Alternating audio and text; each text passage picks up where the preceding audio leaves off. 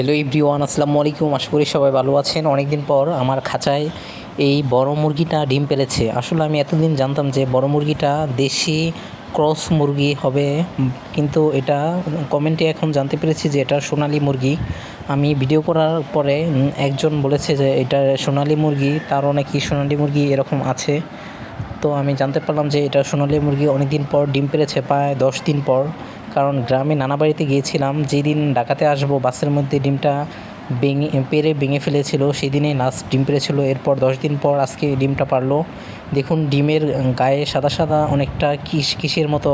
আমার মনে হয় ক্যালসিয়ামের সমস্যার জন্য মুরগির ডিমের সাদা সাদা এই অংশগুলো, মনে হয় মুরগিটার ক্যালসিয়ামজনিত ঘাটতির জন্য এই সমস্যা। তো যাই হোক, আমি ডিমটা একটু পর পরিষ্কার করে এরপর ফ্রিজে রেখে দেব।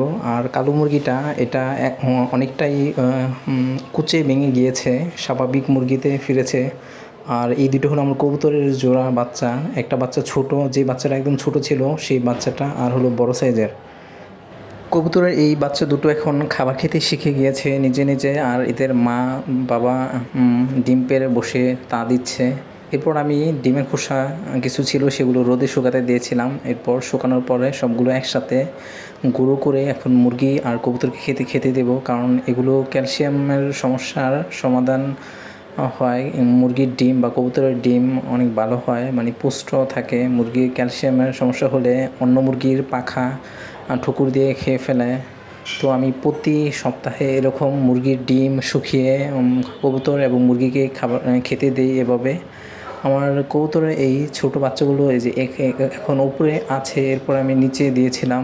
তো কালো মুরগিটা দেখুন কীরকম করছে। আর কালো মুরগিটা আর বড় মুরগিটা একসাথে রেখেছিলাম। কালো মুরগিটাকে বড় মুরগিটা অনেক সময় ঠুকর দেয়, কারণ আগে তো এটা একা ছিল খাঁচার মধ্যে।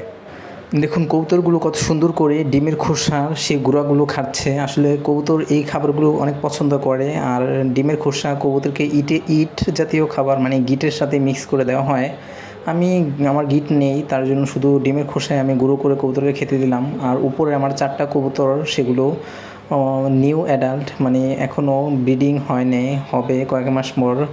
তো যাই হোক, দেখুন আমার কবুতরগুলো কত সুন্দর করে খাচ্ছে। আসলে কবুতরের খাওয়া দেখে খুবই ভালো লাগে আর খুবই পছন্দের আমার কবুতর। আমার 2 জোড়া কবুতর থেকে প্রতি মাসে আমি 2টা 4টা বাচ্চা পাই। আসলে একটা বাচ্চা 15 বা বেশি দিন হয়ে গেলে অন্য কবুতরের জোড়াটা আবার ডিম পেড়ে তা দিতে বসে পড়ে। আর এইগুলো উপরেরগুলো আমার কবুতর, সেগুলো কয়েকদিন পর ব্রিডিং করবে।